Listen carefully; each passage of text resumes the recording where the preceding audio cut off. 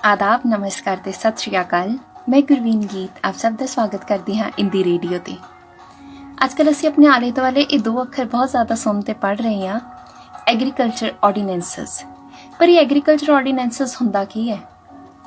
इनू समझण वास्ते कि सानू जानना पेगा कि सरकार की कहना चाहती, इन्हां किसान की कहना चाहते हैं कि इहदे विच प्राइवेट कंपनीज़ का की रोल है। तो ਹੁਣ ਜਿਵੇਂ ਆਪਾਂ ਇੰਨਾ ਟੈਕਨੀਕਲੀ ਨਹੀਂ ਜਾਣਦੇ ਇਹਨਾਂ ਸਾਰੀ ਚੀਜ਼ਾਂ ਨੂੰ, ਅਤੇ ਜਦੋਂ ਅਸੀਂ ਪੜ੍ਹਨਾ ਸ਼ੁਰੂ ਕਰਦੇ ਹਾਂ ਤਾਂ ਸੱਚੀ ਗੱਲ ਹੈ ਕਿ ਬਹੁਤ ਉਲਝਿਆ ਹੋਇਆ ਮਹਿਸੂਸ ਹੁੰਦਾ ਇਹ। ਅਤੇ ਮੈਨੂੰ ਹਮੇਸ਼ਾ ਹੁੰਦਾ ਵੀ ਜੇ ਤੁਸੀਂ ਕਿਸੇ ਚੀਜ਼ ਨੂੰ ਸਮਝਣਾ ਨਾ ਤਾਂ ਹਮੇਸ਼ਾ ਉਸ ਮੁੱਦੇ 'ਤੇ ਡਿਬੇਟ ਦੇਖੋ। ਅਤੇ ਆਪਾਂ ਡਿਬੇਟ ਅੱਜ ਕੱਲ੍ਹ ਆਪਾਂ ਨੂੰ ਦੇਖਣ ਦਾ ਇੱਕ ਜ਼ਰੀਆ ਹੈਗਾ ਨਿਊਜ਼ ਚੈਨਲਸ। ਪਰ ਪਤਾ ਹੀ ਨਹੀਂ ਆਪਣੇ ਅੱਜ ਕੱਲ੍ਹ ਦੇ ਨਿਊਜ਼ ਚੈਨਲਸ ਨੂੰ ਕੀ ਹੋ ਗਿਆ ਕਿ ਤੁਸੀਂ ਕੋਈ ਵੀ ਨਿਊਜ਼ ਚੈਨਲ ਦੇਖ ਲਓ, ਉਹਨਾਂ ਕੋਲ ਕੋਈ ਇੱਕ ਮੁੱਦੇ ਤੋਂ ਇਲਾਵਾ ਹੋਰ ਕੋਈ ਮੁੱਦਾ ਹੈ ਹੀ ਨਹੀਂ। ਪਤਾ ਨਹੀਂ ਉਹਨਾਂ ਨੂੰ ਦਿਖ ਨਹੀਂ ਰਿਹਾ ਕਿ ਆਪਣੇ ਦੇਸ਼ ਵਿੱਚ ਇੰਨਾ ਕੁਝ ਹੋ ਰਿਹਾ ਕਿ ਉਹਨਾਂ ਨੂੰ ਸਿਰਫ ਉਹੀ ਦਿਖ ਰਿਹਾ ਕਿ ਉੱਥੇ ਮੁੰਬਈ, ਮਹਾਰਾਸ਼ਟਰ ਜਾਂ ਕਿਤੇ ਹੋਰ ਕੀ ਹੋ ਰਿਹਾ ਕੀ ਨਹੀਂ ਹੋ ਰਿਹਾ, ਆਪਾਂ ਸਭ ਨੂੰ ਹੀ ਪਤਾ ਹੈ। ਅਤੇ YouTube 'ਤੇ ਤੁਸੀਂ ਦੇਖਿਓ ਕੋਈ ਇੱਕ ਜਾਂ ਦੋ ਨਿਊਜ਼ ਚੈਨਲਸ ਤੋਂ ਇਲਾਵਾ ਤੁਹਾਨੂੰ ਕੋਈ ਨਿਊਜ਼ ਚੈਨਲ ਨਹੀਂ ਦਿਖੇਗਾ ਜਿਹਦੇ 'ਤੇ ਇਸ ਚੀਜ਼ ਬਾਰੇ ਡਿਸਕਸ਼ਨ ਕੀਤੀ ਹੋਵੇ ਉਹਨਾਂ ਨੇ, ਜਦੋਂ ਕਿ ਕਿੰਨਾ ਵੱਡਾ ਮੁੱਦਾ ਹੈ। ਆਪਣੀ 60% ਪਾਪੂਲੇਸ਼ਨ ਖੇਤੀ 'ਤੇ ਡਿਪੈਂਡ ਕਰਦੀ ਹੈ, ਆਪਣੀ ਗੌਰਮੈਂਟ ਦੀ 14% ਇਨਕਮ ਇਸ ਜਗ੍ਹਾ ਤੋਂ ਆ ਰਹੀ ਹੈ, ਐਗਰੀਕਲਚਰ ਤੋਂ ਆ ਰਹੀ ਹੈ। ਅਤੇ ਮੈਨੂੰ ਦੋ ਵੀਡੀਓਜ਼ ਬਹੁਤ ਸੋਹਣੀਆਂ ਲੱਗੀਆਂ ਸੀਗੀਆਂ। ਇੱਕ ਤਾਂ ਸਾਬੀ ਸਰ ਨੇ ਵੀਡੀਓ ਪੋਸਟ ਕੀਤੀ ਸੀ 1-2 ਦਿਨ ਪਹਿਲਾਂ, ਉਹਦੇ 'ਚ ਬਹੁਤ ਸਾਰੇ ਕੰਸੈਪਟ ਕਲੀਅਰ ਹੋ ਰਹੇ ਇਹਦੇ ਬਾਰੇ। ਅਤੇ ਇੱਕ YouTube 'ਤੇ ਵੀਡੀਓ ਸੀ ਫਤਿਹ ਐਡੀਕੌਮ ਦੀ, ਉਹ ਵੀ ਕਿਤੇ ਨਾ ਕਿਤੇ ਦੱਸਦੀ ਹੈ ਕਿ ਅੱਛਾ ਕੀ ਹੋ ਰਿਹਾ ਕੀ ਨਹੀਂ ਹੋ ਰਿਹਾ। ਉਸ ਤੋਂ ਇਲਾਵਾ ਗੂਗਲ ਵਗੈਰਾ ਬਹੁਤ ਜਗ੍ਹਾ ਤੋਂ ਪੜ੍ਹਨਾ ਪੈ ਰਿਹਾ ਕਿਉਂਕਿ ਇੱਕ ਸੋਰਸ ਨਹੀਂ ਮਿਲਦਾ ਜਿਹਦੇ 'ਤੇ ਤੁਹਾਨੂੰ ਹਰ ਚੀਜ਼ ਇਕੱਠੀ ਕਰਕੇ ਮਿਲੇ। ਅਤੇ ਨਿਊਜ਼ ਚੈਨਲਸ ਤੋਂ ਤਾਂ ਹੁਣ ਤਾਂ ਉਮੀਦ ਹੀ ਖਤਮ ਹੋ ਗਈ ਹੈ ਸੱਚੀ ਦੱਸੀਏ ਤਾਂ।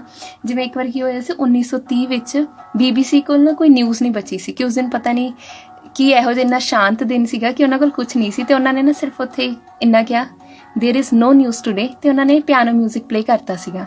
ਅਤੇ ਮੈਨੂੰ ਲੱਗਦਾ ਆਪਣੇ ਅੱਜ ਕੱਲ੍ਹ ਦੇ ਨਿਊਜ਼ ਚੈਨਲਸ ਨੂੰ ਵੀ ਐਂ ਲੱਗ ਰਿਹਾ ਕਿ ਹੋਰ ਕੋਈ ਨਿਊਜ਼ ਹੈ ਹੀ ਨਹੀਂ, ਅਤੇ ਉਹ ਸਿਰਫ ਉਹੀ ਇੱਕੋ ਆਪਣੀ ਕੈਸਟ ਘੁਮਾਈ ਜਾ ਰਹੀ ਹੈ। ਅਤੇ ਮਤਲਬ ਹੁਣ ਜਿੰਨਾ ਕੁ ਪੜ੍ਹਿਆ ਜਾਂ ਜਿੰਨਾ ਕੁ ਸਮਝਿਆ, ਮੈਂ ਕੋਸ਼ਿਸ਼ ਕਰੂੰਗੀ ਕਿ ਬਹੁਤ ਹੀ ਘੱਟ ਸ਼ਬਦਾਂ ਵਿੱਚ ਉਸ ਚੀਜ਼ ਨੂੰ ਦੱਸਿਆ ਜਾਵੇ ਇਹਦੇ ਵਿੱਚ, ਅਤੇ ਬਹੁਤ ਹੀ ਸਿੰਪਲ ਸ਼ਬਦਾਂ ਵਿੱਚ, ਤਾਂ ਕਿ ਹਰ ਕੋਈ ਇਸ ਚੀਜ਼ ਨੂੰ ਸਮਝ ਪਾਏ। ਅਤੇ ਆਪਾਂ ਨੂੰ ਐਗਰੀਕਲਚਰ ਆਰਡੀਨੈਂਸ ਪੜ੍ਹ ਕੇ ਸਮਝ ਆ ਰਿਹਾ ਵੀ ਇਹ ਰਿਲੇਟਡ ਤੋਂ ਖੇਤੀਬਾੜੀ ਹੈ। ਪਰ ਇਹ ਆਰਡੀਨੈਂਸ ਚੀਜ਼ ਕੀ ਹੈ? ਅਤੇ ਅਗਰ ਸਿੰਪਲ ਸ਼ਬਦਾਂ 'ਚ ਕਹੀਏ ਤਾਂ ਆਰਡੀਨੈਂਸ ਉਹ ਵਾਲੇ ਲਾਜ਼ ਨੇ ਜਿਹੜੇ ਕਿ ਪਾਸ ਕੀਤੇ ਜਾਂਦੇ ਨੇ ਇਮੀਡੀਏਟ ਐਕਸ਼ਨ ਲੈਣ ਲਈ, ਕਿ ਇੱਕੋਦਮ ਬਹੁਤ ਜ਼ਿਆਦਾ ਜ਼ਰੂਰਤ ਪੈ ਗਈ। ਹੁਣ ਪਤਾ ਨਹੀਂ ਕੋਰੋਨਾ ਵਿੱਚ ਉਹਨਾਂ ਨੇ ਇੱਕੋਦਮ ਕਿਹੜੀ ਇੰਨੀ ਜ਼ਰੂਰਤ ਪਈ ਸੀ ਕਿ ਉਹਨਾਂ ਨੇ ਇਹ ਵਾਲੇ ਆਰਡੀਨੈਂਸ ਪਾਸ ਕੀਤੇ। ਅਤੇ ਉਦੋਂ ਪਾਸ ਹੁੰਦੇ ਨੇ ਜਦੋਂ ਪਾਰਲੀਮੈਂਟ 'ਚ ਸੈਸ਼ਨਸ ਨਹੀਂ ਚੱਲ ਰਹੇ ਹੁੰਦੇ। ਜਿਵੇਂ ਆਪਾਂ ਕਹਿੰਦੇ ਨੇ ਕਿ 2 ਸੈਸ਼ਨ ਦੇ ਵਿੱਚ ਜਿਹੜਾ 6 ਮਹੀਨੇ ਦਾ ਵਕਫਾ ਹੁੰਦਾ ਹੈ, ਇਹ ਉਹਦੇ ਵਿੱਚ ਪਾਸ ਕੀਤਾ ਗਿਆ ਹੈ। ਅਤੇ ਵੈਲਿਡ ਵੀ 6 ਮਹੀਨੇ ਤੱਕ ਹੀ ਹੁੰਦਾ ਹੈ, ਪਲੱਸ 6 ਵੀਕਸ। ਜਿਵੇਂ ਮੰਨ ਲਓ ਹੁਣ ਮਾਨਸੂਨ ਸੈਸ਼ਨ ਬੈਠ ਗਿਆ ਹੈ ਆਪਣਾ, ਅਤੇ ਉਹਦੇ ਵਿੱਚ ਕੀ ਹੋਏਗਾ 6 ਵੀਕਸ ਦੇ ਅੰਦਰ ਅੰਦਰ, ਅਤੇ ਜੇ ਇਹ ਪਾਸ ਹੋ ਗਿਆ ਬਿੱਲ ਦੋਵੇਂ ਲੋਕ ਸਭਾ ਅਤੇ ਰਾਜ ਸਭਾ ਤੋਂ, ਫਿਰ ਤਾਂ ਇਹ ਬਣ ਗਿਆ ਐਕਟ। ਆਲਦੋ ਇਹ ਹਜੇ ਵੀ ਐਕਟ ਵਾਂਗੂ ਹੀ ਪਾਵਰਫੁਲ ਹੈ, ਬਟ ਉਦੋਂ ਇਹ 'ਤੇ ਪਰਮਾਨੈਂਟ ਜਗ੍ਹਾ ਬਣ ਜੂਗੀ। ਅਤੇ ਜੇ 6 ਵੀਕਸ ਦੇ ਅੰਦਰ ਅੰਦਰ ਨਾ ਪਾਸ ਹੋ ਪਾਇਆ ਤਾਂ ਫਿਰ ਇਹ ਇੱਥੇ ਡਿਜ਼ੋਲਵ ਹੋ ਜਾਏਗਾ, ਮਤਲਬ ਇਹ ਚੀਜ਼ ਖਤਮ ਹੈ ਇੱਥੇ। ਤਾਂ ਹੁਣ ਆਪਾਂ ਦੇਖਿਆ ਕਿ ਆਰਡੀਨੈਂਸ ਕੀ ਹੈ, ਅਤੇ ਹੁਣ ਆਪਾਂ ਇਹ ਦੇਖਾਂਗੇ ਕਿ ਆਪਣੇ ਐਗਰੀਕਲਚਰ ਆਰਡੀਨੈਂਸ 'ਚ ਕੀ ਕੁਛ ਆਇਆ ਹੈ। ਇਹਨਾਂ ਨੇ 3 ਆਰਡੀਨੈਂਸ ਪਾਸ ਕੀਤੇ ਨੇ। ਸਭ ਤੋਂ ਪਹਿਲਾਂ ਤਾਂ ਇਹੀ ਹੈ, ਜ਼ਰੂਰੀ ਵਸਤਾਂ ਐਕਟ ਵਿੱਚ ਸੰਸ਼ੋਧਨ ਜ਼ਰੀਏ ਕਿਸਾਨਾਂ ਲਈ ਰੈਗੂਲਰ ਵਿਵਸਥਾ ਨੂੰ ਉਦਾਰ ਬਣਾਇਆ ਗਿਆ। ਖੇਤੀਬਾੜੀ ਉਪਜ ਤੇ ਰੁਕਾਵਟ ਰਹਿਤ ਇੰਟਰਸਟੇਟ ਤੇ ਇੰਟਰਾਸਟੇਟ ਵਪਾਰ ਨੂੰ ਹੁਲਾਰਾ ਦੇਣ ਲਈ ਆਰਡੀਨੈਂਸ ਲਿਆਉਣ ਨੂੰ ਪ੍ਰਵਾਨਗੀ। ਪ੍ਰੋਸੈਸਰਾਂ, ਸਮੂਹਕਾਂ, ਥੋਕ ਵਿਕਰੇਤਾਵਾਂ, ਵੱਡੇ ਰਿਟੇਲਰਾਂ, ਨਿਰਯਾਤਕਾਂ ਨਾਲ ਸੌਦਾ ਕਰਨ ਲਈ ਕਿਸਾਨਾਂ ਨੂੰ ਸਸ਼ਕਤ ਬਣਾਇਆ ਗਿਆ। ਅਤੇ ਜਿਹੜੇ 3 ਆਰਡੀਨੈਂਸ ਹੈ, ਹੁਣ ਆਪਾਂ ਪਹਿਲਾਂ ਸਰਕਾਰ ਦਾ ਵਿਊ ਪੁਆਇੰਟ ਦੇਖਾਂਗੇ ਕਿ ਸਰਕਾਰ ਨੇ ਕਿਉਂ ਇਹ ਜਾਰੀ ਕੀਤੇ ਨੇ 3। ਜਿਹੜਾ ਸਭ ਤੋਂ ਪਹਿਲਾ ਪੁਆਇੰਟ ਹੈ ਜ਼ਰੂਰੀ ਵਸਤਾਂ ਵਾਲਾ, ਉਹਨੂੰ ਆਪਾਂ ਇੰਗਲਿਸ਼ 'ਚ ਕਹਿੰਦੇ ਨੇ ਐਸੈਂਸ਼ੀਅਲ ਕਮੋਡਿਟੀਜ਼। ਅਤੇ ਸਭ ਤੋਂ ਪਹਿਲਾਂ 1955 ਵਿੱਚ ਆਇਆ ਸੀਗਾ, ਜਦੋਂ ਸਰਕਾਰ ਨੂੰ ਇੱਦਾਂ ਮਹਿਸੂਸ ਹੋਇਆ ਕਿ ਕਿਤੇ ਐਮਰਜੈਂਸੀ ਸਿਚੁਏਸ਼ਨ ਨਾ ਪੈ ਜਾਏ, ਮਤਲਬ ਭੁੱਖਮਰੀ ਨਾ ਹੋ ਜਾਏ ਜਾਂ ਕੁਛ ਹੋਰ ਨਾ ਹੋ ਜਾਏ। ਤਾਂ ਉਦੋਂ ਉਹਨਾਂ ਨੇ ਕਿਹਾ ਸੀਗਾ ਕਿ ਤੁਸੀਂ ਕਿਸੇ ਵੀ ਚੀਜ਼ ਨੂੰ ਇੱਕ ਲਿਮਿਟ ਤੋਂ ਵੱਧ ਇਕੱਠਾ ਕਰਕੇ ਨਹੀਂ ਰੱਖ ਸਕਦੇ। ਉਹਦਾ ਐਸੈਂਸ਼ੀਅਲ ਕਮੋਡਿਟੀਜ਼ ਜਿਹੜੀ ਲਿਸਟ ਹੈ ਇਹ ਸਰਕਾਰ ਖੁਦ ਤਿਆਰ ਕਰਦੀ ਹੈ। ਜਿਵੇਂ ਇਹਦੇ ਵਿੱਚ ਅਨਾਜ ਹੁੰਦਾ ਹੈ, ਦਾਲਾਂ ਹੁੰਦੀਆਂ ਨੇ, ਆਪਣੀ ਦਵਾਈਆਂ ਹੋ ਗਈਆਂ ਜਾਂ ਹੋਰ ਜਿਹੜੀਆਂ ਚੀਜ਼ਾਂ ਇਹਦੇ ਨਾਲ ਰਿਲੇਟਿਡ ਨੇ, ਅਤੇ ਸਰਕਾਰ ਇਹਨੂੰ ਘਟਾ ਵਧਾ ਸਕਦੀ ਹੈ। ਜਿਵੇਂ ਹੁਣ ਰੀਸੈਂਟਲੀ ਮਾਰਚ ਵਿੱਚ ਕੋਰੋਨਾ ਕਾਰਨ ਉਹਨਾਂ ਨੇ ਮਾਸਕ ਅਤੇ ਸੈਨੀਟਾਈਜ਼ਰ ਨੂੰ ਐਸੈਂਸ਼ੀਅਲ ਕਮੋਡਿਟੀ ਕਹਿਤਾ ਸੀ, ਪਰ ਜੁਲਾਈ ਵਿੱਚ ਉਸ ਚੀਜ਼ ਨੂੰ ਵਾਪਸ ਲੈ ਲਿਆ ਗਿਆ। ਇਹਦਾ ਕੀ ਹੁੰਦਾ ਕਿ ਇਹਦਾ ਪ੍ਰੋਡਕਸ਼ਨ, ਇਹਦੀ ਸਪਲਾਈ, ਇਹਦੀ ਡਿਸਟਰੀਬਿਊਸ਼ਨ, ਇਹਦਾ ਮਾਰਕੀਟ ਪ੍ਰਾਈਸ, ਇਹ ਸਭ ਕੁਝ ਗੌਰਮੈਂਟ ਆਪਣੇ ਹੱਥ ਵਿੱਚ ਰੱਖਦੀ ਹੈ ਐਸੈਂਸ਼ੀਅਲ ਕਮੋਡਿਟੀਜ਼ ਦਾ। ਅਤੇ ਹੁਣ ਜਿਵੇਂ ਪਹਿਲਾਂ ਕੀ ਹੁੰਦਾ ਸੀਗਾ ਕਿ ਉਹ ਕਹਿੰਦੇ ਸੀ ਕਿ ਲਿਮਿਟਡ ਸਟਾਕ ਤੁਸੀਂ ਰੱਖ ਸਕਦੇ ਹੋ ਤਾਂ ਕਿ ਬਲੈਕ ਮਾਰਕੀਟਿੰਗ ਨਾ ਹੋ ਪਾਵੇ, ਕਿ ਇੱਕੋਦਮ ਰੇਟ ਨਾ ਵੱਧ ਜਾਣ। ਪਰ ਹੁਣ ਉਹਨਾਂ ਨੇ ਕੀ ਕਹਿਤਾ, ਹੁਣ ਕਹਿੰਦੇ ਕਿ ਤੁਸੀਂ ਜਿੰਨਾ ਮਰਜ਼ੀ ਇਕੱਠਾ ਕਰੋ, ਤੁਹਾਡੇ ਤੇ ਕੋਈ ਰੋਕ ਨਹੀਂ ਹੈ, ਕਿ ਚਾਹੇ ਘਰੇ ਕਰੋ, ਚਾਹੇ ਕੋਲਡ ਸਟੋਰੇਜ 'ਤੇ ਕਰੋ, ਤੁਸੀਂ ਜਿੱਥੇ ਵੀ ਕਰਨਾ ਚਾਹੁੰਦੇ ਹੋ ਤੁਸੀਂ ਕਰ ਸਕਦੇ ਹੋ। ਅਤੇ ਉਹ ਕਹਿੰਦੇ ਕਿ ਅਸੀਂ ਸਿਰਫ 2 ਹਾਲਾਤਾਂ ਵਿੱਚ ਤੁਹਾਨੂੰ ਮਨਾ ਕਰਾਂਗੇ। ਪਹਿਲਾ ਉਦੋਂ ਜਦੋਂ ਕੋਈ ਐਮਰਜੈਂਸੀ ਲੱਗ ਗਈ, ਮੰਨ ਲਓ ਯੁੱਧ ਹੋ ਗਿਆ ਜਾਂ ਭੁੱਖਮਰੀ ਫੈਲ ਗਈ ਕਿ ਜਦੋਂ ਲੋਕਾਂ ਨੂੰ ਨਹੀਂ ਮਿਲ ਰਿਹਾ, ਤਾਂ ਉਦੋਂ ਅਸੀਂ ਲਿਮਿਟ ਕਰਾਂਗੇ ਇਸ ਚੀਜ਼ ਨੂੰ, ਉਦੋਂ ਅਸੀਂ ਆਪਣੇ ਹੱਥ 'ਚ ਲਵਾਂਗੇ। ਅਦਰਵਾਈਜ਼ ਇਹ ਸਭ ਤੁਹਾਡੇ ਹੱਥ 'ਚ, ਤੁਸੀਂ ਕਿੰਨਾ ਜਮ੍ਹਾਂ ਕਰਨਾ ਕਿੰਨਾ ਨਹੀਂ। ਤੇ ਦੂਜਾ ਇਹ ਕਿ ਜੇ ਇਹਨਾਂ ਦੇ ਰੇਟ ਬਹੁਤ ਜ਼ਿਆਦਾ ਵੱਧ ਗਏ, ਜਿਵੇਂ ਹਾਰਟੀਕਲਚਰ ਪ੍ਰੋਡਕਟਸ ਅਗਰ 50% ਰੇਟ ਵੱਧ ਗਏ, ਜਿਹੜੇ ਨਾਨ ਪੈਰੀਸ਼ੇਬਲ ਫੂਡ ਆਈਟਮਸ ਅਗਰ ਉਹਦੇ ਤੇ 100% ਰੇਟ ਵੱਧ ਗਏ, ਇਹ ਫਿਰ ਕੁਝ ਐਕਸ਼ਨਸ ਲੈਣਗੇ। ਅਦਰਵਾਈਜ਼ ਇਹਨਾਂ ਦਾ ਕੋਈ ਐਕਸ਼ਨ ਨਹੀਂ ਰਹੇਗਾ ਕਿ ਸਰਕਾਰਾਂ ਦਾ ਐਸੈਂਸ਼ੀਅਲ ਕਮੋਡਿਟੀਜ਼ ਨੂੰ ਲੈ ਕੇ। ਤੇ ਹੁਣ ਜਿਵੇਂ ਆਪਾਂ ਸਰਕਾਰ ਬੈਨੀਫਿਟ ਇਹਦੇ 'ਚ ਇਹ ਦੇਖਦੀ ਹੈ, ਕਹਿੰਦੇ ਕਿ ਜੇ ਅਸੀਂ ਕਹਿਤਾ ਵੀ ਤੁਸੀਂ ਜਮ੍ਹਾਂ ਕਰ ਸਕਦੇ ਹੋ, ਤੁਸੀਂ ਆਪਣੇ ਹਿਸਾਬ ਨਾਲ ਸਭ ਕਰ ਸਕਦੇ ਹੋ, ਇਹਦੇ ਨਾਲ ਕੀ ਹੋਏਗਾ, ਉਹਦੀ ਮਾਰਕੀਟ ਪ੍ਰਾਈਸ ਬਣੀ ਰਹੂਗੀ। ਕਿਉਂਕਿ ਜੇ ਚੀਜ਼ ਕੋਈ ਐਕਸੈਸ ਵਿੱਚ ਹੋ ਜਾਏਗੀ ਮਾਰਕੀਟ ਵਿੱਚ, ਤਾਂ ਉਹਦਾ ਮਾਰਕੀਟ ਪ੍ਰਾਈਸ ਘਟ ਜਾਂਦਾ ਹੈ, ਆਪਾਂ ਨੂੰ ਸਭ ਨੂੰ ਪਤਾ ਹੈ। ਤੇ ਉਹ ਕਹਿੰਦੇ ਕਿ ਇਹਦੇ ਨਾਲ ਕੀ ਹੋਏਗਾ, ਇਹਦੇ ਨਾਲ ਡਿਸਟਰੀਬਿਊਸ਼ਨ ਵਧੇਗੀ, ਡਿਸਟਰੀਬਿਊਸ਼ਨ ਵਧੂਗੀ, ਕੰਪੀਟੀਸ਼ਨ ਵਧੂਗਾ, ਮਤਲਬ ਮਾਰਕੀਟ ਪ੍ਰਾਈਸ ਵਧੇਗੀ। ਮਾਰਕੀਟ ਪ੍ਰਾਈਸ ਵਧੇਗੀ ਮਤਲਬ ਜਿਹੜਾ ਐਵੇਂ ਆਪਾਂ ਐਕਸੈਸ ਨਹੀਂ ਕਹਿ ਸਕਦੇ, ਬਟ ਇਹ ਆਪਾਂ ਕਹਿੰਦੇ ਨੇ ਕਿ ਇਨਫਲੇਸ਼ਨ ਹੋ ਜਾਂਦੀ ਤੇ ਇੱਕ ਡਿਫਲੇਸ਼ਨ ਹੋ ਜਾਂਦੀ, ਕਿ ਇਹ ਦੋਵੇਂ ਚੀਜ਼ਾਂ ਨਹੀਂ ਹੋਣਗੀਆਂ, ਬਟ ਇੱਕ ਕੌਨਸਟੈਂਟ ਚੱਲੇਗਾ ਕੰਮ। ਤੇ ਹੁਣ ਉਸ ਤੋਂ ਬਾਅਦ ਜਿਹੜਾ ਇਹਨਾਂ ਨੇ ਸੈਕੰਡ ਪੁਆਇੰਟ ਡਿਸਕਸ ਕੀਤਾ ਹੈ ਕਿ ਰੁਕਾਵਟ ਨਹੀਂ ਆਊਗੀ ਖੇਤੀਬਾੜੀ ਉਪਜ ਵਿੱਚ। ਉਹਦੇ ਇਹ ਹੈ ਕਿ ਪਹਿਲਾਂ ਕੀ ਹੁੰਦਾ ਸੀ, ਇੱਕ ਸਟੇਜ ਤੋਂ ਜਦ ਦੂਜੀ ਸਟੇਜ 'ਤੇ ਤੁਸੀਂ ਆ ਫਸਲਾਂ ਦਾ ਸੌਦਾ ਕਰਨਾ ਹੁੰਦਾ ਸੀ ਜਾਂ ਕੁਝ, ਬਹੁਤ ਸਾਰੇ ਪ੍ਰੋਸੀਜਰਸ, ਬਹੁਤ ਸਾਰੇ ਡਾਕੂਮੈਂਟਸ ਲੱਗਦੇ ਹੁੰਦੇ ਸੀ। ਤੇ ਹੁਣ ਇਹਨਾਂ ਨੇ ਇੱਕ ਕਹਿਤਾ ਕਿ ਇੱਕ ਦੇਸ਼ ਇੱਕ ਖੇਤੀਬਾੜੀ ਬਾਜ਼ਾਰ, ਮਤਲਬ ਸਭ ਨੇ ਇੱਕ ਕਾਮਨ ਗਰਾਊਂਡ ਤੇ ਕਰਤਾ ਕਿ ਚਾਹੇ ਤੁਸੀਂ ਹਰਿਆਣਾ ਤੋਂ ਲਿਆਓ, ਹਿਮਾਚਲ ਤੋਂ ਲਿਆਓ, ਤੁਸੀਂ ਉੱਧਰ ਵੇਚਣੀ ਇੱਧਰ ਵੇਚਣੀ, ਕਿ ਸਭ ਬਹੁਤ ਹੀ ਨਾਰਮਲ ਤਰੀਕੇ ਨਾਲ ਹੋਏਗਾ। ਤੇ ਇਹਦੇ ਨਾਲ ਉਹ ਕਹਿੰਦੇ ਕਿ ਇਹਦੇ ਨਾਲ ਕੀ ਕਿ ਕਿਸਾਨਾਂ ਨੂੰ ਦਰ ਭਟਕਣਾ ਨਹੀਂ ਪਊਗਾ, ਕਿ ਉਹਨਾਂ ਨੂੰ ਇੱਕ ਓਪਰਚੁਨਿਟੀ ਮਿਲ ਗਈ ਆਰਾਮ ਨਾਲ ਆਪਣੀ ਫਸਲਾਂ ਨੂੰ ਵੇਚਣ ਤੇ ਖਰੀਦਣ ਦੀ। ਉਸ ਤੋਂ ਬਾਅਦ ਜਿਹੜਾ ਤੀਸਰਾ ਪੁਆਇੰਟ ਆਉਂਦਾ ਪ੍ਰੋਸੈਸਰਾਂ, ਸਮੂਹ ਅਤੇ ਥੋਕ ਵਿਕਰੇਤਾਵਾਂ, ਇਹਦਾ ਕੀ ਹੈ, ਇਹ ਮੇਨ ਡੀਲ ਕਰਦੇ ਪ੍ਰਾਈਵੇਟ ਕੰਪਨੀਜ਼ ਨਾਲ। ਸਰਕਾਰ ਕੀ ਕਹਿੰਦੀ ਹੈ, ਸਰਕਾਰ ਕਹਿ ਰਹੀ ਹੈ ਵੀ ਜਿਹੜੀ ਪ੍ਰਾਈਵੇਟ ਕੰਪਨੀਜ਼ ਹੈ ਉਹ ਕਿਸਾਨਾਂ ਤੋਂ ਸਿੱਧਾ ਫਸਲ ਲਵੇ ਆ ਕੇ, ਕਿ ਵਿੱਚ ਕੋਈ ਮਿਡਲਮੈਨ ਨਾ ਹੋਵੇ, ਮਤਲਬ ਕਿ ਆੜ੍ਹਤੀਏ ਨਾ ਹੋਣ। ਉਹਨਾਂ ਨੇ ਮੰਡੀਕਰਨ ਬੰਦ ਨਹੀਂ ਕੀਤਾ ਸਰਕਾਰਾਂ ਨੇ, ਪਰ ਅਗਰ ਤੁਸੀਂ ਉਹਦੇ ਬਰਾਬਰ ਕੋਈ ਇੱਕ ਚੀਜ਼ ਲਿਆ ਕੇ ਖੜੀ ਕਰ ਰਹੇ ਹੋ, ਜਿਵੇਂ ਵੀਡੀਓ 'ਚ ਉਹਨਾਂ ਬੜੀ ਸੋਹਣੀ ਐਗਜ਼ਾਮਪਲ ਯੂਜ਼ ਕੀਤੀ ਸੀ, ਕਹਿੰਦੇ ਕਿ ਜਿਵੇਂ ਜੀਓ ਹੈ, ਤੇ ਜੀਓ ਦਾ ਕੀ ਹੈ ਕਿ ਉਹਨੇ ਆ ਕੇ ਐਂ ਤਾਂ ਨਹੀਂ ਸੀਗਾ ਕਿ ਸਾਰੀ ਕੰਪਨੀਜ਼ ਨੂੰ ਬੰਦ ਕਰਤਾ, ਪਰ ਉਹਨੇ ਆ ਕੇ ਸਟ੍ਰੈਟੇਜੀਜ਼ ਇਹੋ ਜਿਹੀ ਅਪਣਾਈਆਂ ਕਿ ਉਹਨੇ ਸਭ ਤੋਂ ਪਹਿਲਾਂ ਆਪਾਂ ਨੂੰ ਫ੍ਰੀ ਸਿਮਸ ਦੇਤੇ, ਆਪਾਂ ਨੂੰ ਫੈਸਿਲਿਟੀਜ਼ ਦੇਤੀਆਂ। ਤੇ ਹੌਲੀ ਹੌਲੀ ਜਦੋਂ ਸਾਰੀ ਕੰਪਨੀਜ਼ ਦਾ ਕੰਮ ਬੰਦ ਹੋ ਗਿਆ, ਹੁਣ ਉਹਨਾਂ ਨੂੰ ਪਤਾ ਸੀ ਹੁਣ ਸਾਡਾ ਹੀ ਚੱਲੇਗਾ, ਤੇ ਫਿਰ ਉਹਨਾਂ ਨੇ ਰੇਟ ਵਧਾਏ। ਆਪਾਂ ਕਹਿ ਸਕਦੇ ਕਿਤੇ ਨਾ ਕਿਤੇ ਇਹ ਚੀਜ਼ ਵੀ ਮੇ ਵੀ ਵੈਲਿਡ ਹੋਵੇ ਕਿ ਜਿਵੇਂ ਸਭ ਤੋਂ ਪਹਿਲਾਂ ਕਿਸਾਨਾਂ ਨੇ ਇੱਕ ਫੈਸਿਲਿਟੀਜ਼ ਦੇਤੀਆਂ, ਉਹਦੇ ਬਰਾਬਰ ਇੱਕ ਪ੍ਰਾਈਵੇਟ ਕੰਪਨੀਜ਼ ਲਿਆ ਕੇ ਜਿਹੜੇ ਤੁਹਾਨੂੰ ਵੱਧ ਮਾਰਕੀਟ ਪ੍ਰਾਈਸ ਤੋਂ ਦੇ ਰਹੀ ਹੈ, ਜਿਹੜੀ ਤੁਹਾਨੂੰ ਸਹੂਲਤਾਂ ਦੇ ਰਹੀ ਹੈ, ਜਿਹੜੀ ਤੁਹਾਨੂੰ ਇਹ ਕਹਿ ਰਹੀ ਕਿ ਤੁਹਾਨੂੰ ਫਸਲਾਂ ਨੂੰ ਲੈ ਕੇ ਮੰਡੀਆਂ 'ਚ ਬੈਠਣ ਦੀ ਨਹੀਂ ਲੋੜ, ਤੁਸੀਂ ਸਾਡੇ ਕੋਲ ਆਓ, ਡਾਇਰੈਕਟ ਪੇਮੈਂਟ ਲਓ ਤੇ ਤੁਸੀਂ ਆਪਣੇ ਹਿਸਾਬ ਨਾਲ ਜੋ ਵੀ ਕਰਨਾ ਤੁਸੀਂ ਕਰ ਸਕਦੇ ਹੋ। ਪਰ ਇਹਦਾ ਇਸ ਪੁਆਇੰਟ ਦਾ ਵਿਰੋਧ ਸਭ ਤੋਂ ਵੱਧ ਹੋ ਰਿਹਾ ਕਿਸਾਨਾਂ 'ਚ, ਉਹ ਆਪਾਂ ਹੁਣੇ ਦੇਖਾਂਗੇ ਕਿ ਕਿਉਂ ਹੈ ਇਹ। ਤੇ ਹੁਣ ਜਿਹੜੇ ਆਪਾਂ ਇਹ 3 ਪੁਆਇੰਟਸ ਡਿਸਕਸ ਕੀਤੇ ਨੇ, ਇਹ ਆਪਾਂ ਸਰਕਾਰ ਦੇ ਵਿਊ ਪੁਆਇੰਟ ਤੇ ਕੀਤੇ ਨੇ ਕਿ ਸਰਕਾਰ ਕਿਉਂ ਕਹਿੰਦੀ ਹੈ ਕਿ ਇਹਦਾ ਬੈਨੀਫਿਟ ਹੈ। ਮੇਨ ਉਹਨਾਂ ਦਾ ਇਹ ਹੈ ਕਿ ਇਹਦੇ ਨਾਲ ਉਹਨਾਂ ਦੀ ਇਨਕਮ ਵਧੂਗੀ ਕਿਸਾਨਾਂ ਦੀ, ਕਿਉਂਕਿ ਕਮਿਸ਼ਨ ਨਹੀਂ ਜਾ ਰਿਹਾ ਆੜ੍ਹਤੀਆਂ ਨੂੰ। ਤੇ ਦੂਜਾ ਹੈ ਕਿ ਕਿਸਾਨਾਂ ਦਾ ਉਹਨਾਂ ਨੂੰ ਫਸਲਾਂ ਵੇਚਣੀਆਂ ਤੇ ਖਰੀਦਣੀਆਂ ਸੌਖੀਆਂ ਹੋ ਜਾਣਗੀਆਂ, ਕਿ ਉਹਨਾਂ ਦੀ ਪਾਲਿਸੀਜ਼ ਇੱਦਾਂ ਦੀਆਂ। ਹੁਣ ਆਪਾਂ ਦੇਖਦੇ ਹਾਂ ਪਰ ਇਹਦਾ ਰਿਜ਼ਲਟ ਕੀ ਹੋਇਆ। ਇਹਦਾ ਰਿਜ਼ਲਟ ਹੋਇਆ ਇਹ ਧਰਨੇ, ਰੋਸ ਮੁਜ਼ਾਹਰੇ। ਇਹ ਕਿਉਂ ਹੋਇਆ, ਹੁਣ ਆਪਾਂ ਇਹ ਦੇਖਦੇ ਹਾਂ ਕਿ ਕਿਸਾਨਾਂ ਦਾ ਕੀ ਕਹਿਣਾ ਹੈ। ਕਿਸਾਨਾਂ ਦਾ ਕਹਿਣਾ ਇਹ ਹੈ ਕਿ ਜਿਹੜੀ ਹੁਣ ਸਭ ਤੋਂ ਪਹਿਲਾ ਪੁਆਇੰਟ ਤੋਂ ਹੀ ਆਪਾਂ ਕਰਦੇ ਹਾਂ ਲਾਈਨ ਵਾਈਜ਼, ਪੁਆਇੰਟ ਵਾਈਜ਼, ਕਿ ਉਹ ਕੀ ਕਹਿੰਦੇ ਨੇ ਇਹਦੇ ਬਾਰੇ। ਕਹਿੰਦੇ ਕਿ ਜਿਹੜੀ ਤੁਸੀਂ ਐਸੈਂਸ਼ੀਅਲ ਕਮੋਡਿਟੀਜ਼ ਦੀ ਗੱਲ ਕਰ ਰਹੇ ਹੋ ਕਿ ਤੁਸੀਂ ਇਹਨੂੰ ਜਿੰਨਾ ਮਰਜ਼ੀ ਤੁਸੀਂ ਭਰ ਕੇ ਰੱਖ ਸਕਦੇ ਹੋ, ਪਰ ਕਹਿੰਦੇ ਕਿ ਮੰਨ ਲਓ ਜਦੋਂ ਹੁਣ ਵਾਢੀ ਹੋਈ, ਮੰਡੀਆਂ 'ਚ ਬਹੁਤ ਜ਼ਿਆਦਾ ਆਪਾਂ ਕਹਿ ਦਿੰਦੇ ਫਸਲ ਆ ਜਾਂਦੀ ਹੈ, ਉਸ ਟਾਈਮ ਰੇਟ ਘਟਿਆ ਹੁੰਦਾ। ਕਹਿੰਦੇ ਉਦੋਂ ਮੰਨ ਲਓ ਕੰਪਨੀਜ਼ ਨੇ ਸਾਡੇ ਤੋਂ ਸਾਰੀ ਫਸਲ ਖਰੀਦ ਲਈ ਹੈ, ਤੇ ਹੁਣ ਅਸੀਂ ਤਾਂ ਉਸ ਪ੍ਰਾਈਸ ਤੇ ਉਹਨਾਂ ਨੂੰ ਦੇ ਵੇਚਤੀ। ਪਰ ਉਸ ਤੋਂ ਬਾਅਦ ਕੀ ਹੁੰਦਾ, ਥੋੜੀ ਦੇਰ ਬਾਅਦ ਕਹਿੰਦੇ ਜਦੋਂ ਇਹਨਾਂ ਦੀ ਥੋੜੀ ਫਸਲਾਂ ਦੀ ਅਮਾਊਂਟ ਘੱਟ ਹੋ ਜਾਂਦੀ ਹੈ, ਉਦੋਂ ਮਾਰਕੀਟ ਪ੍ਰਾਈਸ ਵੱਧਦਾ ਹੁੰਦਾ ਹੈ।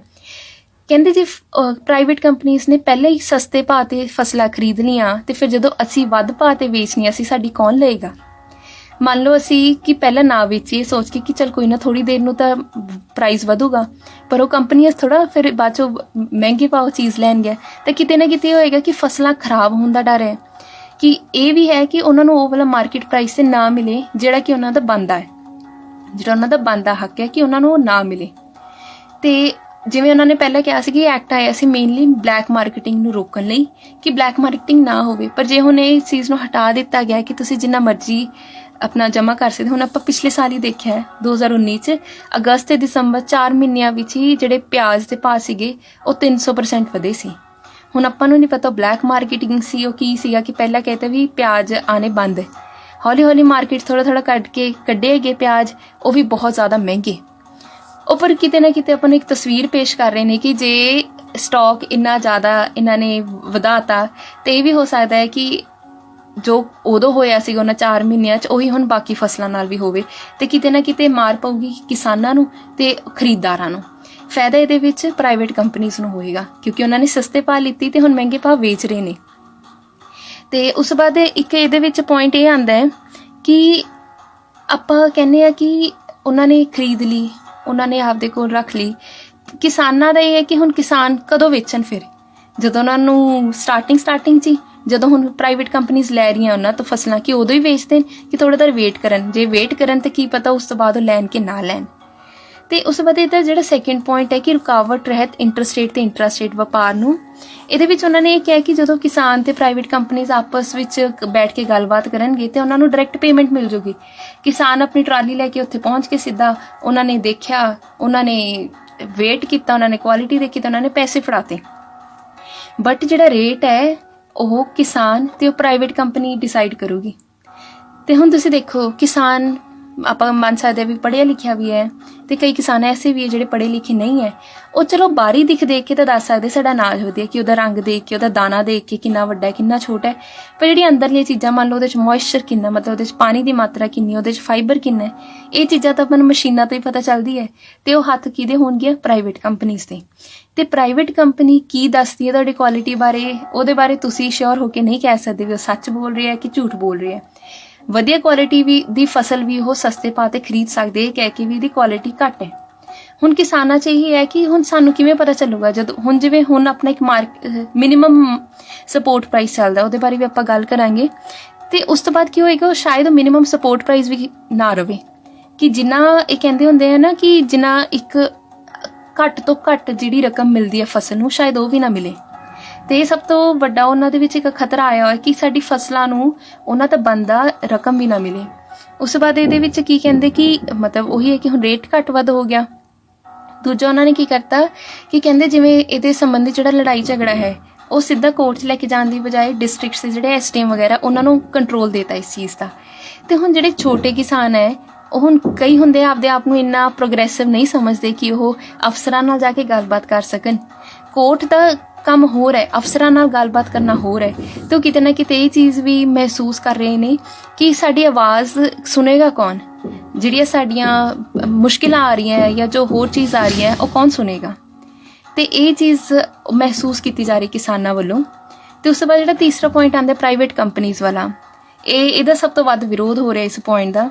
ਤੇ ਇਹਦੇ ਵਿੱਚ ਕੀ ਕਿਹਾ ਗਿਆ, ਇਹਦੇ ਵਿੱਚ ਕਿਤੇ ਨਾ ਕਿਤੇ ਮੰਡੀਕਰਨ ਨੂੰ ਖਤਮ ਕਰਨ ਦੀ ਗੱਲ ਕੀਤੀ ਗਈ ਹੈ। ਸਾਫ਼ ਸ਼ਬਦਾਂ 'ਚ ਨਹੀਂ, ਪਰ ਤੁਸੀਂ ਦੇਖੋ ਇੱਕ ਪਾਸੇ ਤੁਹਾਨੂੰ ਬਹੁਤ ਸਜੀ ਹੋਈ ਚੀਜ਼, ਬਹੁਤ ਸੋਹਣੀ ਚੀਜ਼ ਦਿਖ ਰਹੀ ਹੈ ਤੇ ਤੁਹਾਨੂੰ ਉਹ ਮਤਲਬ ਤੁਹਾਨੂੰ ਫਾਇਦਾ ਦਿਖ ਰਿਹਾ ਉਸ ਚੀਜ਼ ਵਿੱਚ, ਤੇ ਤੁਸੀਂ ਇਹ ਹਿਊਮਨ ਨੇਚਰ ਹੈ ਵੀ ਬੰਦਾ ਉਸ ਪਾਸੇ ਜਾਊਗਾ। ਕਿਉਂ ਕੋਈ ਮੰਡੀਆਂ ਵਿੱਚ ਬਹਿ ਕੇ ਆਪਣਾ ਇੰਨਾ ਟਾਈਮ ਖਰਾਬ ਕਰੂਗਾ, ਕੌਣ ਸਿਹਤ ਖਰਾਬ ਕਰੂਗਾ। ਤਾਂ ਉਹਨੂੰ ਚੰਗਾ ਹੋਏਗਾ ਵੀ ਪ੍ਰਾਈਵੇਟ ਕੰਪਨੀ ਕੋਲ ਜਾਣ, ਟਰਾਲੀ ਲਾਣ ਤੇ ਆਪਣਾ ਰਕਮ ਲੈ ਆਣ। ਪਰ ਇਹਦੇ ਨਾਲ ਕੀ ਹੈ ਕਿ ਜੇ ਮੰਡੀਕਰਨ ਬੰਦ ਹੋ ਗਿਆ ਨਾ, ਇਹਦਾ ਸਭ ਤੋਂ ਪਹਿਲਾਂ ਅਸਰ ਹੋਏਗਾ ਆੜ੍ਹਤੀਆਂ ਤੇ, ਬੇਰੁਜ਼ਗਾਰੀ ਹੋਏਗੀ। ਕਿੰਨੇ ਹਜ਼ਾਰ ਆੜ੍ਹਤੀਏ ਨੇ, ਉਹਨਾਂ ਦੇ ਅੰਦਰ ਉਹਨਾਂ ਦੇ ਕਿੰਨੇ ਮੁਨੀਮ ਰੱਖੇ ਹੁੰਦੇ, ਅੱਗੇ ਲੇਬਰ ਵਾਲੇ ਰੱਖੇ ਹੁੰਦੇ ਹੈ, ਤੇ ਉਹਨਾਂ ਸਾਰੇ ਦਾ ਰੋਜ਼ਗਾਰ ਚਲਾ ਜਾਊਗਾ।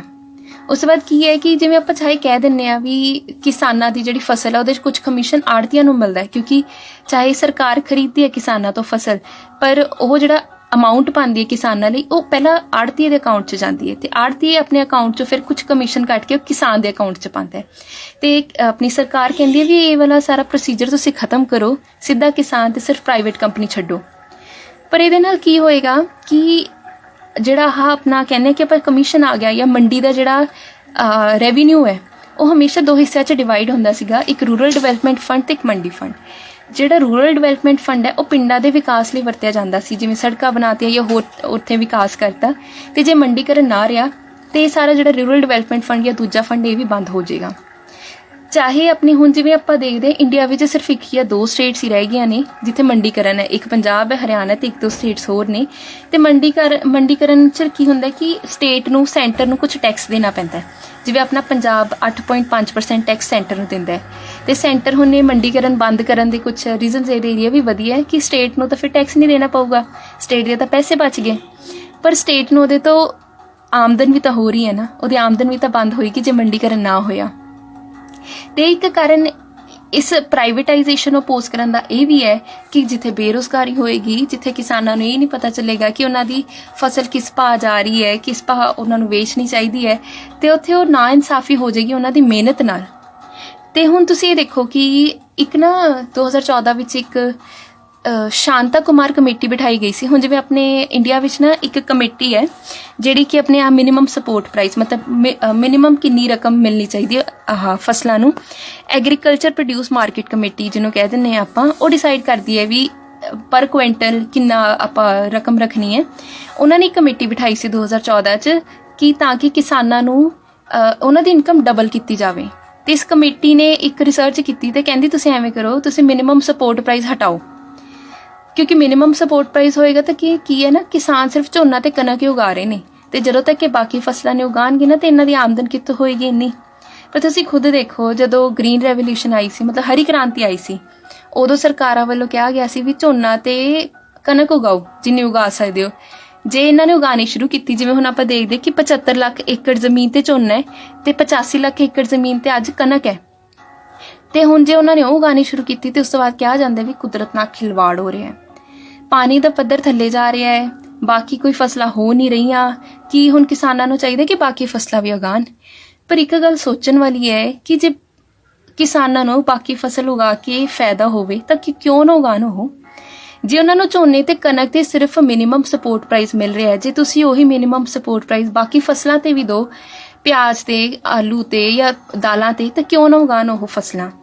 ਕਿ ਕਿਤੇ ਨਾ ਕਿਤੇ ਤਾਂ ਦੋਸ਼ ਦੂਜਿਆਂ ਦਾ ਵੀ ਹੈ ਨਾ, ਕਿ ਆਪਾਂ ਸਿਰਫ ਕਿਸਾਨਾਂ ਦਾ ਦੋਸ਼ ਨਹੀਂ ਕਹਿ ਸਕਦੇ ਵੀ ਉਹ ਕ੍ਰੌਪ ਡਾਈਵਰਸਿਫਿਕੇਸ਼ਨ ਕਿਉਂ ਨਹੀਂ ਕਰ ਰਹੀ, ਕਿਉਂਕਿ ਉਹਨਾਂ ਨੂੰ ਉਹਨਾਂ ਦਾ ਬਣਦਾ ਹੱਕ ਨਹੀਂ ਮਿਲ ਰਿਹਾ ਕ੍ਰੌਪ ਡਾਈਵਰਸਿਫਿਕੇਸ਼ਨ ਕਰਕੇ। ਤੇ ਉਹਨਾਂ ਕੋਲ ਕੀ ਤਰੀਕਾ ਬਚਦਾ ਹੈ, ਹੁਣ ਹਰ ਇੱਕ ਨੇ ਆਪਣਾ ਪਰਿਵਾਰ ਪਾਲਣਾ ਹੈ, ਫਿਰ ਉਹਨਾਂ ਨੂੰ ਜਿਹੜਾ ਸੌਖਾ ਤਰੀਕਾ ਲੱਗਦਾ ਉਹ ਲੱਗਦਾ ਝੋਨਾ ਤੇ ਕਣਕ ਬੀਜਣਾ।